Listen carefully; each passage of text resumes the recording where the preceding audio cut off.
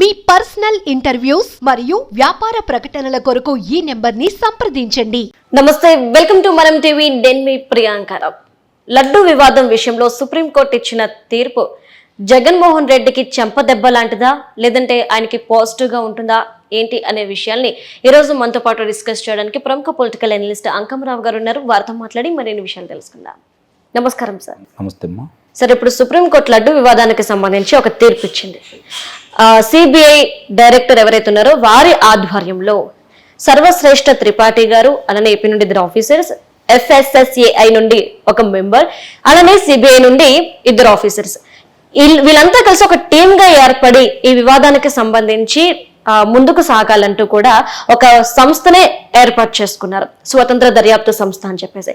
ఏదైతే ఇప్పుడు సుప్రీంకోర్టు తీర్పు ఇచ్చిందో ఇది జగన్మోహన్ రెడ్డి అంటే వైఎస్ఆర్సీపీ పార్టీకి, శ్రేణులకి, జగన్మోహన్ రెడ్డికి అందరికీ కూడా చెంపదెబ్బ లాంటిది అని మనం భావించవచ్చా? అంటే ఇక్కడ స్వతంత్రంగా ఏర్పాటు అయిన సంస్థ అంటే నాకు అర్థం కావట్లా. ఎవరు స్వతంత్రులు ఇందుట్లో? సిబిఐ వాళ్ళున్న ఇద్దరా, లేకపోతే సిట్టుకు సంబంధించిన వాళ్ళిద్దరా, లేకపోతే FSSAI సంస్థకు సంబంధించిన వ్యక్తి? వీళ్ళందరూ కలిసిన తర్వాత స్వతంత్ర సంస్థ ఎలా అవుతుంది? స్వతంత్ర సంస్థ అంటే దానికి ప్రత్యేకంగా ఉన్న వాళ్ళను నియమించుకోవాలి. వీళ్ళందరూ కలిసిన తర్వాత స్వతంత్ర సంస్థ అయితే కాదు కదా. దానికి సంబంధించిన వాళ్ళ యొక్క మళ్ళీ సిబిఐ వాళ్ళ పర్యవేక్షణ అని అంటున్నారు. కాబట్టి ఇక్కడ కలగౌరవ గంప ఇది. ప్రత్యేకత అనేది ఏమి లేదు ఇక్కడ.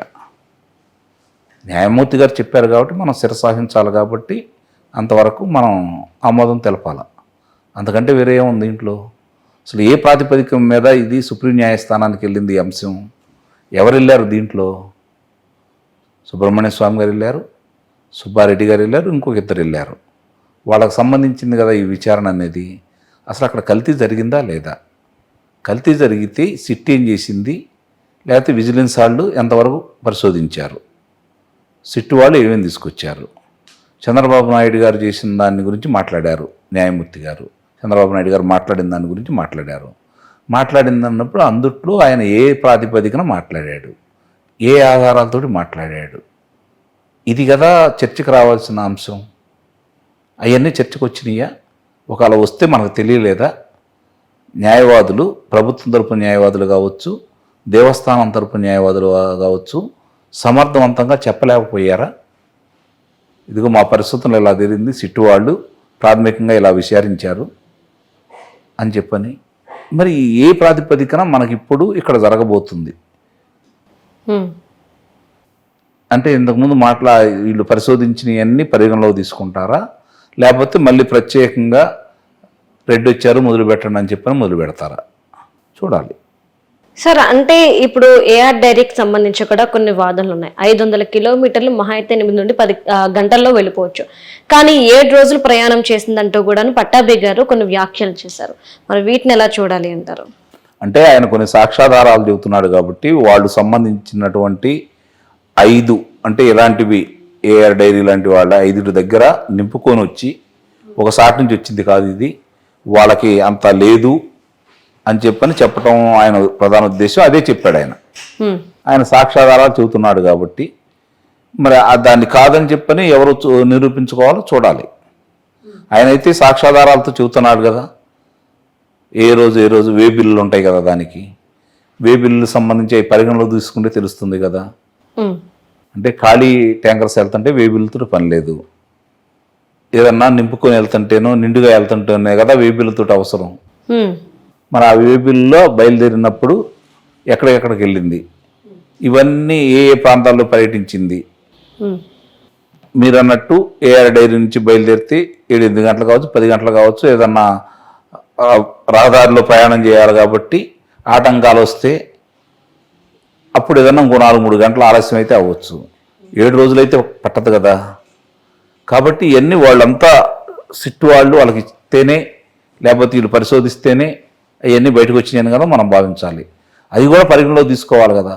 అసలు ముందు మన న్యాయమూర్తి గారు ఒక ప్రశ్న లేవనెత్తారు, చంద్రబాబు నాయుడు గారు ఎలా చెబుతారు కల్తీ జరిగింది లడ్డులో కదా, లడ్డేది, లడ్డులో ఏ దినుసులు కలిపితే కల్తీ జరిగిద్ది? ప్రధానమైనటువంటి ఆరోపణ ఏంటి? నెయ్యి. అవును. ఆ నెయ్యి గత 50 సంవత్సరాల నుంచి ఎవరు పంపిస్తున్నారు? ఇప్పుడు ఆ నిబంధనలు ఎందుకు మార్చవలసి వచ్చింది ఈ ప్రభుత్వం వచ్చిన తర్వాత? దాన్ని విచారించమంటే అన్ని వాస్తవాలు బయటకు వస్తాయి. రెండవది, వీళ్ళే మీరు అన్నట్టు ఏఆర్ డైరీ వాళ్ళు మేము 400 పైచీలు దానికి మేము అందించలేనన్న వాళ్ళు 319 రూపాయలకు మాత్రమే ఎలా ఇవ్వగలిగారు?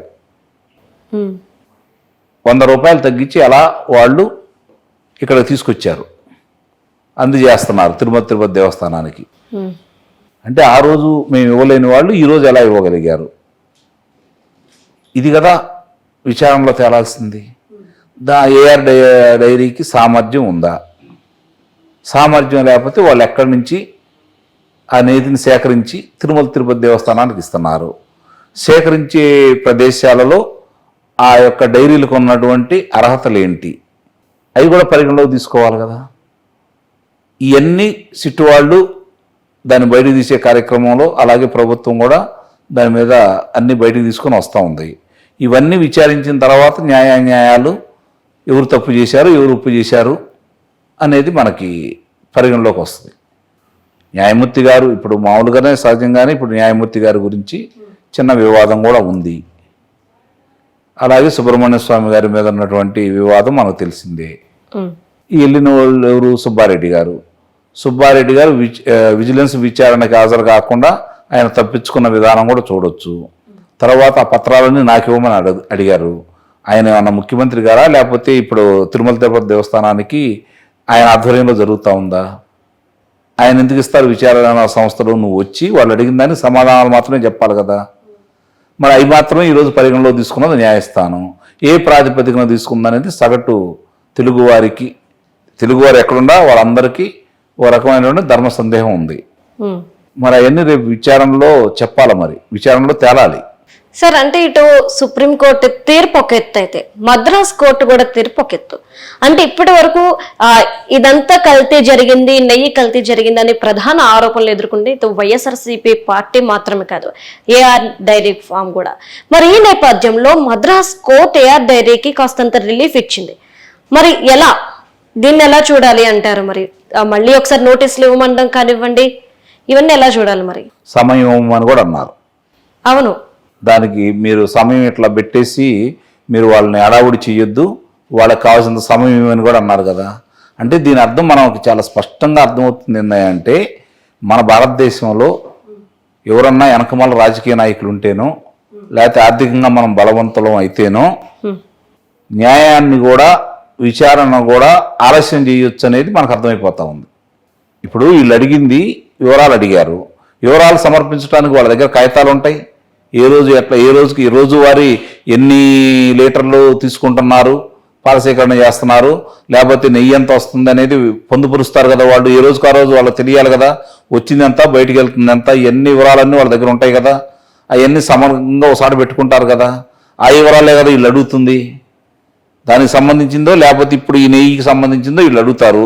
ఆ వివరాలు అడగడానికి ఆలస్యం అవుతుందని చెప్పి ఎలా చెప్తారు? ఇది ఆలోచించుకోవాల్సిన విషయమే కదా. అంటే